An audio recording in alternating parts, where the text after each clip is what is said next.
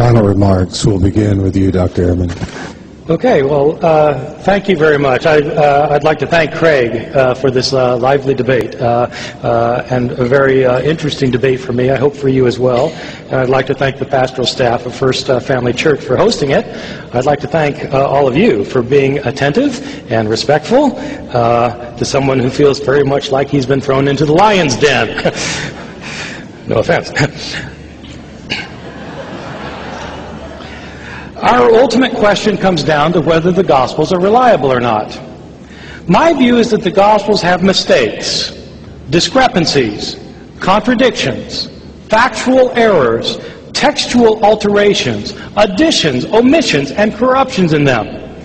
This is not a unique view of a particularly liberal professor who teaches at Chapel Hill.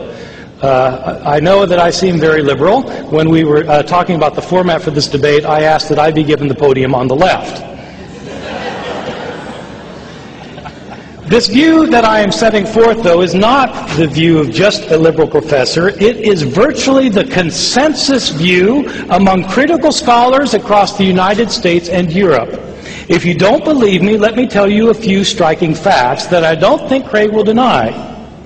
This view that the New Testament Gospels contain discrepancies and errors is the view shared by the New Testament scholars who teach at all the major universities of this country.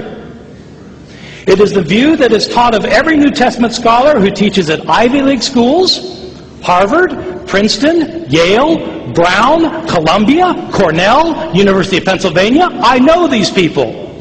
It is the view of professors of New Testament at all the major state universities in this country. Where I live in the East, the University of Florida, Florida State, University of Georgia, all 14 of the universities in my state, North Carolina, University of Virginia, University of Maryland, Rutgers University. It's the view of every New Testament scholar who teaches at major universities in the Midwest, where you live. At the University of Texas, the University of Oklahoma, the University of Kansas, University of Nebraska, the University of Iowa, and so on. It is the view of professors of New Testament in every major divinity school connected with a great university in this country. Harvard, Yale, Duke, Vanderbilt, Emory, University of Chicago, as well as the mainline seminaries not connected with the university. Princeton Theological Seminary, Claremont, the Graduate Theological Union, and on and on and on. These are not my idiosyncratic views. These views are taught at virtually every institution of higher learning in the entire world that is not fundamentalist or evangelical Christian. Most of these people teaching these views are themselves Christian, but they don't have an evangelical assumption that the Bible is without mistake. The only ones who say otherwise are fundamentalists or conservative evangelical Christians. How can that be? Is everyone else, apart from evangelicals, not as intelligent? Are they blind? Are they demonically inspired? Everyone else? How is it that the only ones who think differently, the only ones who think that the Bible is completely reliable, are people who have a particular theological point of view that affirms that the Bible does not have mistakes in it?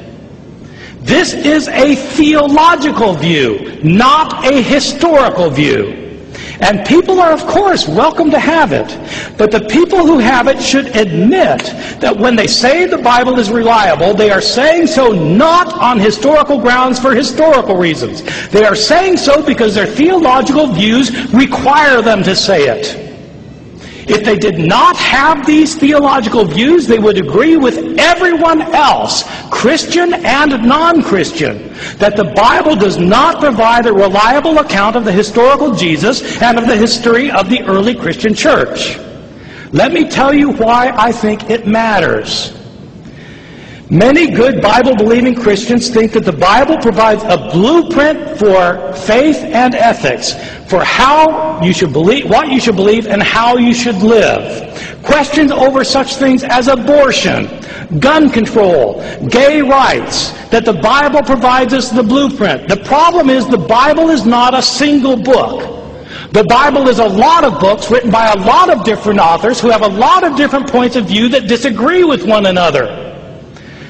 This means that we should not be dogmatic about what we think and insist that what we think is what the Bible teaches. The Bible teaches lots of different things. The Bible welcomes lots of different views, and we should too.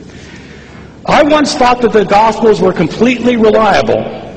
Now I no longer think so. It's not that I decided to jump on the scholarly bandwagon and abandon my evangelical faith. I looked long and hard at the evidence. I studied it for years. I grappled with it. I prayed over it. I talked it over with friends and loved ones. And eventually I came to see the truth. The Bible does not provide a reliable account of the things Jesus said and did. I know most of you will not change your mind. But I hope you realize that people like me come to this question honestly and openly, not trying to destroy the faith of others, but simply searching for the truth. I hope you too will be honest and open and not be afraid to go wherever the truth seems to lead. Thank you very much. Thank you.